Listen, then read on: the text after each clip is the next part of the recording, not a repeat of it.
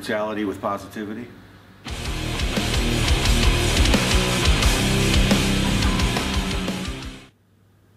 Well, I mean, the band became popular before my time in the band, but being friends with them since they started the band in 1994, you see them grow like the way that they have from the hardcore scene and crossing over to the metal scene and achieving things like a Grammy nomination and 2 million records sold or whatever it is, and things like that that just you couldn't fathom happening to a small little hardcore band that plays in the basements of America. And it's really awesome, and I'm just happy to be a part of it.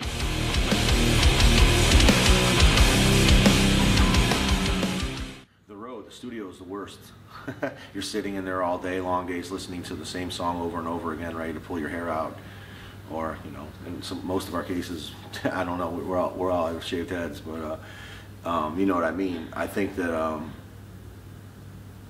being on the road, being at home is the best. I think everybody in the band will tell you that. But to be able to do this for a living and make a career off playing music is amazing. And being on the road's part of that, and being in the studio is part of that. You know what I mean? To complain about any of it would be absurd. But the studio's just, it's not enjoyable too much. Making new music, of course, is, and the finished product is, but the actual process is, it's grueling.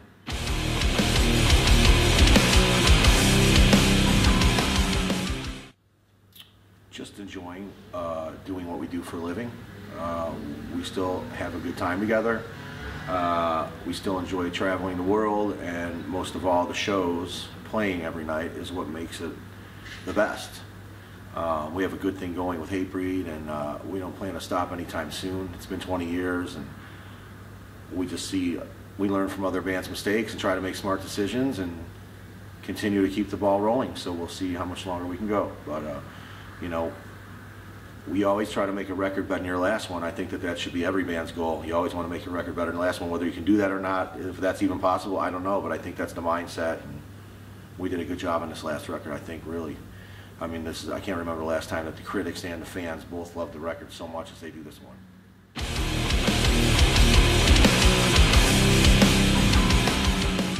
To be honest with you, there's so many things that have happened in my life that were crazy before I even joined the band.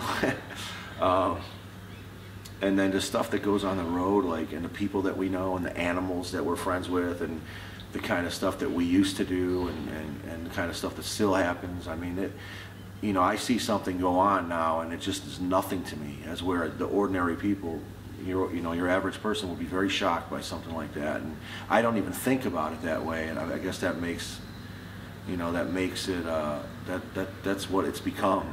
So I don't really have too many stories in particular. I mean, I partied for 20-some years plus before I quit, and I don't remember most of those things that happened because I was not even there for them, literally speaking. But I mean, I can't really pinpoint some things, but there's been plenty.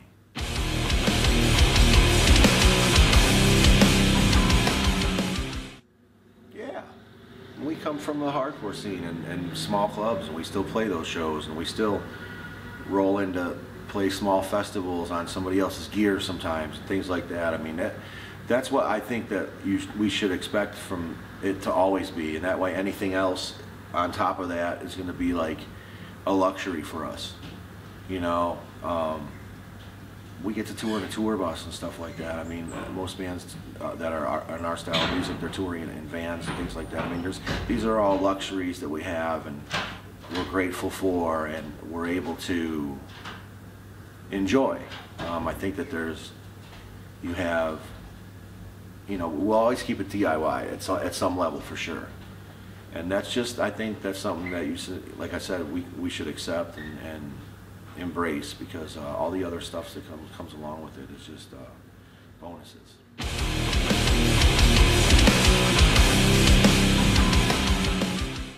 Well, I like to be home in America, to be honest with you.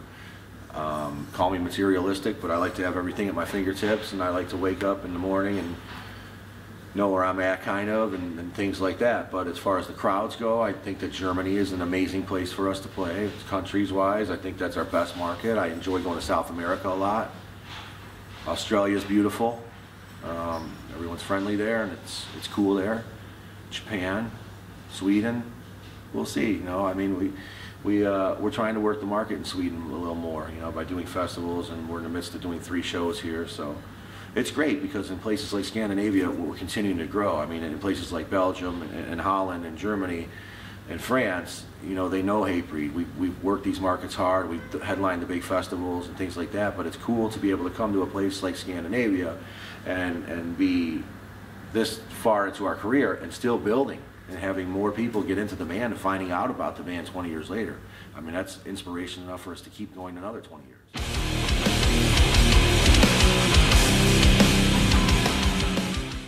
Well, they toured with Motorhead before I was in the band. A little jealous about that. They toured with Sam Hain. Sam Hain did a reunion tour in '99, I think. And for those that don't know, that's Danzig's second band in between the Misfits and Danzig, and it's one of my favorite bands. And I did get to go to the one show, but most of my favorite bands are old rock bands like Blue Oyster Cult and Kiss and the Rolling Stones, and I just don't think that we would be able to tour with bands like that, even though we did play Grass Pop Festival and we were direct support for Kiss, and we did play Hellfest and play with Blue Oyster Cult and stuff. But I just don't think it works like with the 2 different kinds of music. But it's all good. I mean, I just enjoy being on the road, and we tour with a lot of bands that are friends of ours, and we have a good time, especially when we're coming overseas and we meet up with friends from back home. It's a good time. I think tomorrow's show's with Devil Driver, so we'll say hello to those guys and have a few laughs.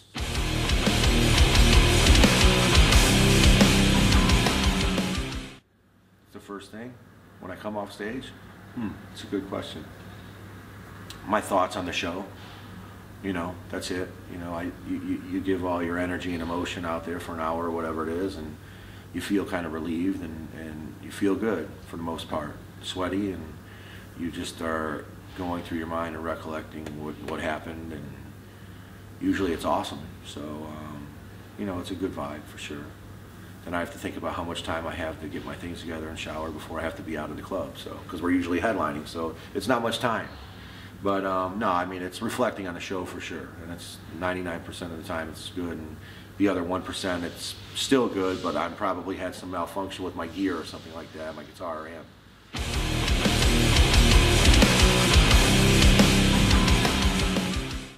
Well, the crowning glory of my career was to be able to travel. There's a lot to travel the world with my friends, to be a part of something that's really big, to be direct support for Kiss, a band that I wouldn't be here if it wasn't for them. I mean, when I was 7 years old, I had Kiss records and stuff. It was the first band I ever liked.